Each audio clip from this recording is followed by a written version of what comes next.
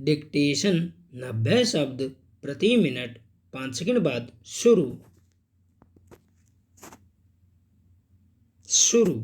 बदलाव जिस रफ्तार से हो रहा है उसे देखते हुए ऐसा लगता है कि वह समय अब दूर नहीं होगा जब इतिहास में पढ़ाया जाएगा कि भारत की अंतिम सरकारी ट्रेन, अंतिम सरकारी बस कब चली, या अंतिम सरकारी हवाई अड्डा और अंतिम सार्वजनिक उद्योग कौन सा था आदि।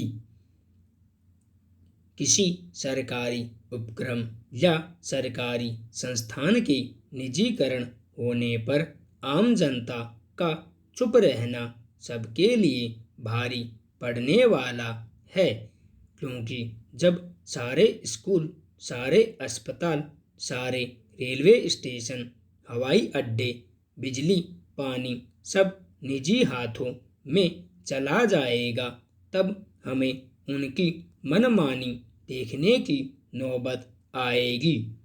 ध्यान रहे, सरकार और सरकारी उपक्रमों का उद्देश्य होता है कम से कम मुनाफे में ज़्यादा से ज़्यादा लोगों तक सेवा पहुंचाना, जबकि निजी संस्थानों का उद्देश्य ही होता है कम से कम लागत में ज़्यादा से ज़्यादा मुनाफा कमाना। उदाहरण के रूप में आज निजी स्कूलों और निजी अस्पतालों का हाल देखा जा सकता है। अंदर घुसते ही पता चल जाएगा, लेकिन सरकार सरकारी व्यवस्था को ठीक करने के बजाय सब कुछ निजी हाथों में एक एक करके सौंपा जा रहा है। निजीकरण रूपी साजिश पर देश की जनता की चुप्पी ही चंद उद्योगपतियों का वर्चस्व कायम करने और बाकी को दोयम या गुलाम बनाने की नीति में सहायक है। यह चुप्पी घातक साबित हो सकती है। हालांकि सब कुछ तेजी से हाथ से निकलता जा रहा है, लेकिन अगर बचे हुए वक्त के रहते अगर देश की सार्वजनिक संपत्तियों, रेल, शिक्षण संस्थानों, अस्पतालों, सरकारी विभागों को बचाने और बेरोजगारी दूर करने के लिए कदम नहीं उठाए गए तो इसका खामियाजा सबको उठाना पड़ सकता है।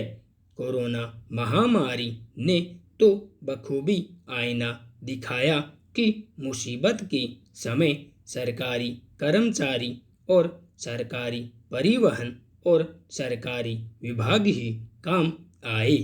इसलिए सरकार को चाहिए कि निजीकरण के चलन को समाप्त करके अपना सरकारी व्यवस्था को ठीक करने पर ध्यान दे और बुनियादी बात शिक्षा, बेरोजगारी, स्वास्थ्य का ढांचा मजबूत करने की ओर ध्यान दे। भारतीय अर्थव्यवस्था अब तक के सबसे बुरे दौर से गुजर रही है। पिछली तिमाही में भारतीय अर्थव्यवस्था का सकल घरेलू उत्पाद विकास 3.1% था, जिसके अब इस तिमाही में 18.3% तक सिकुड़ने का अनुमान है। गौरतलब है कि पूर्णबंदी की वजह से कई उद्योगों पर बुरा असर पड़ा, जिस वजह से उत्पादन में गिरावट आई और जिसका बुरा असर रोजगार पर भी पड़ा है। Centre for monitoring Indian economy की रिपोर्ट के अनुसार अप्रैल से अब तक 2 करोड़ लोगों की नौकरियां गई हैं और जुलाई महीने में ही 50 लाख वेतनभोगी लोगों की नौकरी गई है। इसका सीधा असर उपभोग पर पड़ रहा है। इसके अलावा वितरण श्रृंखला टूटने की वजह से बाजार में वस्तुओं के दाम बढ़ गए। भारतीय रिजर्व बैंक ने भी कहा है कि बाजार में मांग बढ़ने में वक्त लगेगा।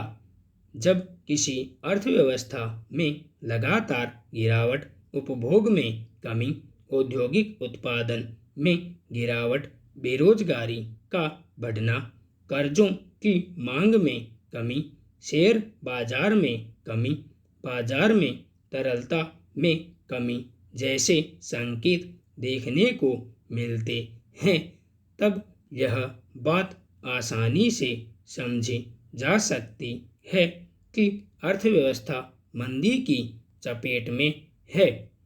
सरकार की तरफ से आधिकारिक तौर पर इससे निपटने के बेहतर इंतजामों का तो पता नहीं चला है, लेकिन एक्ट ऑफ गॉड की परिभाषा इन दिनों चर्चा का विषय बन गई। क्या यह जिम्मेदारी से पल्ला झाड़ना नहीं है?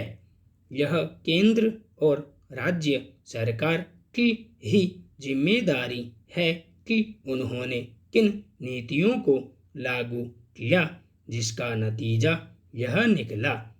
कम से कम अब सरकार को आर्थिक मसले पर अपना ध्यान केंद्रित करना चाहिए, क्योंकि अर्थव्यवस्था को पटरी पर लाने के लिए सटीक आर्थिक रणनीति की जरूरत है। इसके अतिरिक्त सहयोगी संघीय व्यवस्था में निहित मूल्यों का उपयोग करके केंद्र और राज्य को एक दूसरे पर भरोसा करना पड़ेगा। संपूर्ण विराम।